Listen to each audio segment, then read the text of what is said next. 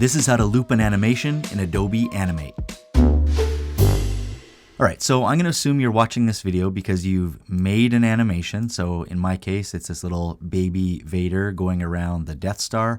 So you've made an animation, but it stops and you want it to loop over and over and over again. Well, the first thing that I would say to do is, like, you probably have this right here, scene 1 and nothing else.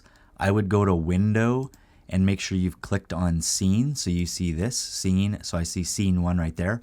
I'm going to name mine OG Orbit. So that's going to be my original animation orbit right here. But I'm also going to go over to the little plus right here, click on it, make another scene, and I'm going to call this main animation. Okay, so that's going to be our main animation in the future where we put everything. Okay, so for now, I'm going to go back to OG Orbit because we need to select everything that's going to be looping within the animation. So in this case, the only thing that's not looping is going to be the stars. So I'm just going to hide that, even though it doesn't really matter. And I'm going to select everything else, the Death Star, Vader, Shape Guide, and Death Star 2. So I'm going to click on this, drag it out. So I select all of that in blue. Then I'm going to right click. I'm going to copy frames. Then I'm going to go up to Insert and New Symbol.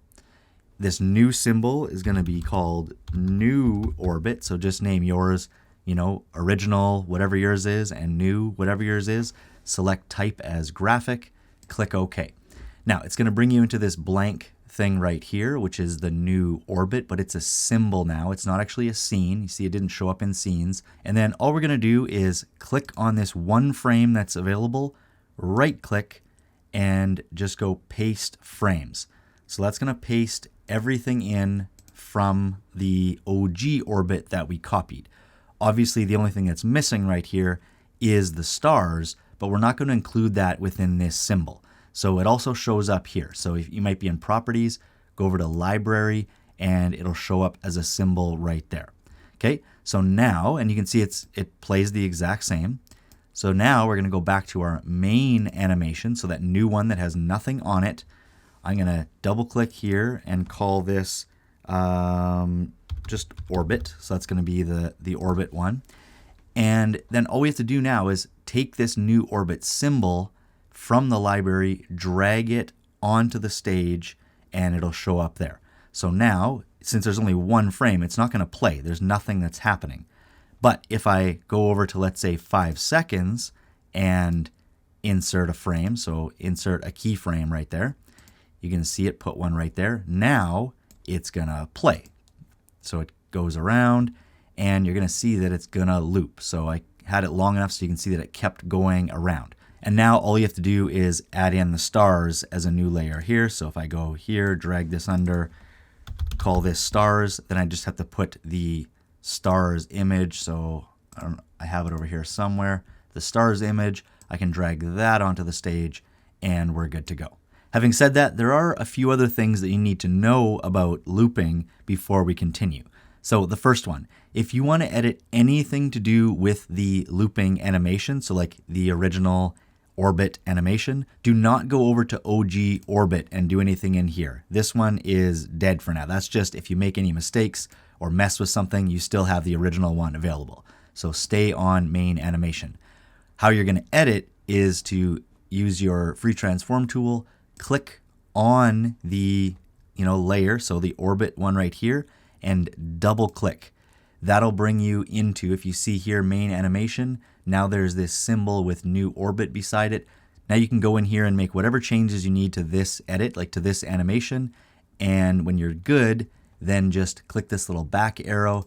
That's going to bring you back to this one, and it'll update on here. You can also go into Library and then go down to new orbit right here, double click, and that'll bring you into the same thing. Just be careful, because when you click this little back arrow, it might bring you back to OG orbit. So just make sure you go back to main animation before you do anything else. And finally, if you want to change or adjust your looping settings, then make sure, again, you're selected on that proper layer. Like if I go to the stars one here and try and go over to Properties, Object, you're not going to see the looping settings. So make sure you're selected on the symbol that you're messing with on the proper layer, Now when we go to Properties, Object, you're going to see down here that there's looping options, which I'm going to explain in more detail using these 3 basketball animations. So if you want to make your animated symbol loop over and over again, all you have to do is go over to your free transform tool, click on your symbol, and then go over to Properties, and under Object, go down to Looping, and it'll be this first one right here. So if you hover over it, Play Graphic in Loop. If you click on that, that'll make your animation loop over and over again. But the key here is this. If I double click within this symbol, you'll see that the animation in there is 2 seconds. So that's what I want to play over and over again, is 2 seconds.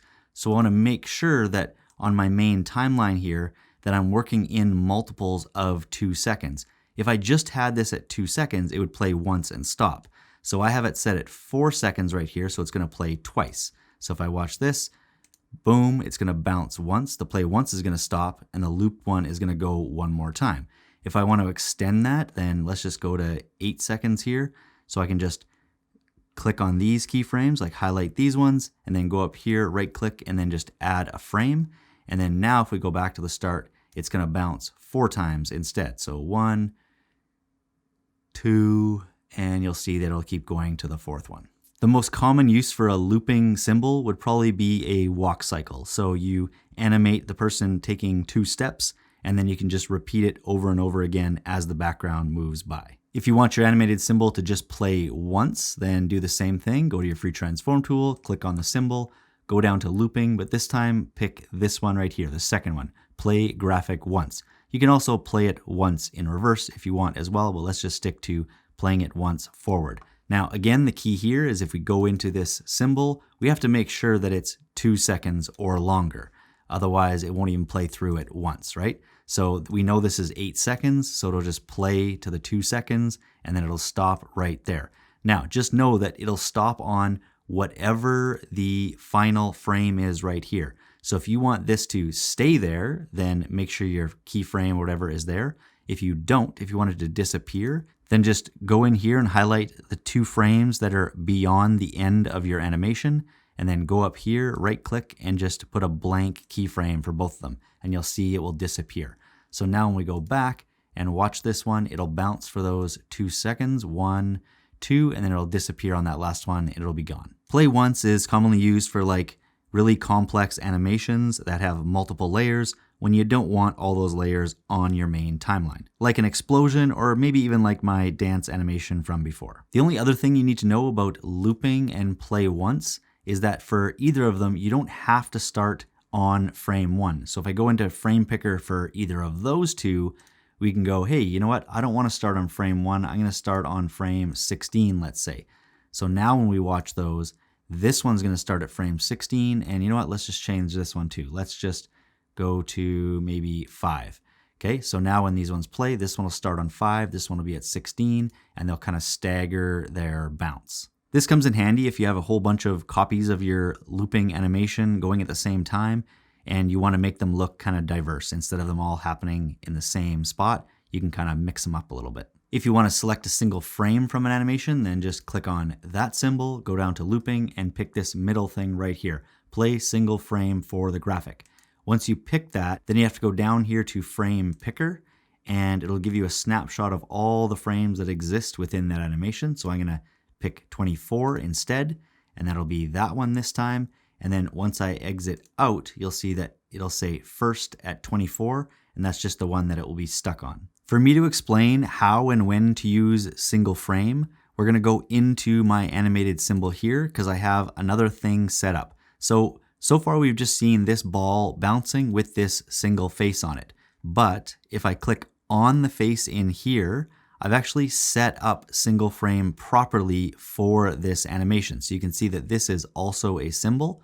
So if I double click on that, it'll bring me into that symbol, the face symbol in here. And as you can see, I only have 2 frames. So the first one is this happy face, and the second one is the grumpy face.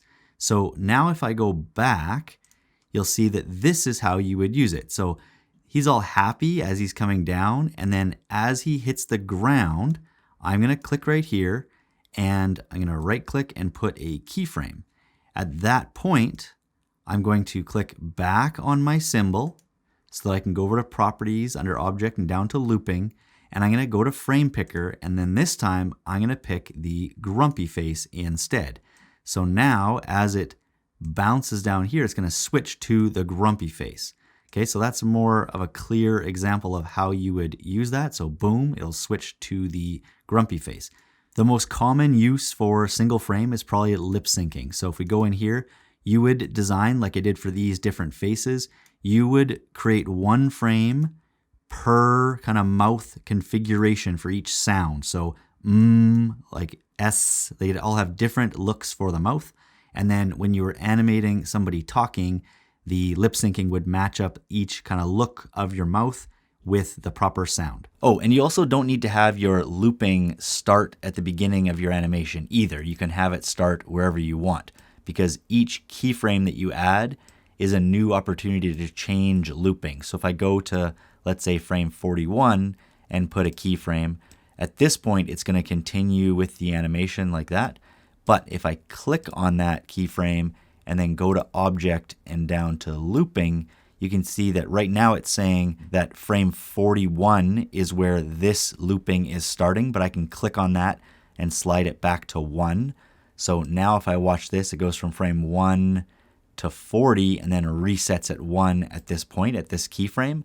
But if this was the case for yours, you'd also want to go to this keyframe. If you didn't want Vader moving just yet, go back into Object, and instead of looping, you'd pick Play Single Frame from the graphic.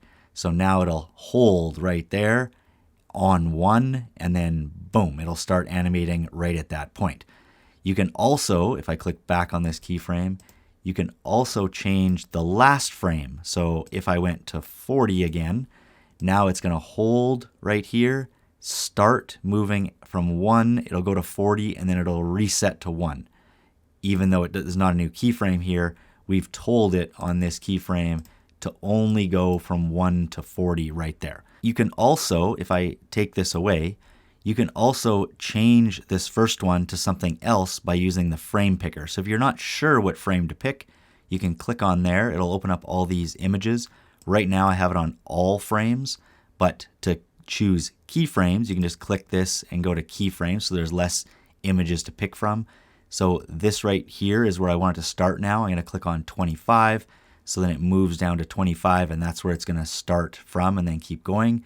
Again, the only problem with that is that this one was on 1, so you'd have to remember to go to this one, go in here, go to frame picker, and also pick 25. So now it starts at 25 there, holds, and then starts orbiting right after that. And then obviously if you need it to extend longer, just highlight your last keyframes and drag them out to make the animation longer. And then just so you can see another example of single frame, I have this rock, paper, scissors thing happening here. So arm 1 and arm 2 are the ones that I animated, and then I just parented the hand, the fist hand, like the rock hand, with each arm. So hand 2 is parented to the arm, and then hand 1 is parented to the other arm, and I animated those first, so just with the fist going like that. But you can see here that I have a keyframe right here that signals that this is still the fist, so at rock, and then when it's like, you know, rock, paper, scissors, shoot, and then I put another keyframe right after it, and then if I go into that, you can see that I just have each of the hand configurations here, the 3 from this side over there, and then the next 3 over here. So then I can just click on this, go into looping, go into frame picker, and then just pick the hand that I want. So in this case, I was like, well, this guy's going to play paper. So I went with this one right here. This guy down here, when I clicked on his, I was like, go to frame picker. He is the other way, but he's going to pick scissors.